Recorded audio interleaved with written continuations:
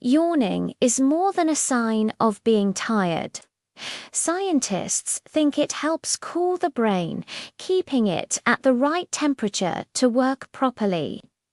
That SY yawning often happens when we reboard or sleepy our brain is slowing down and needs a reset.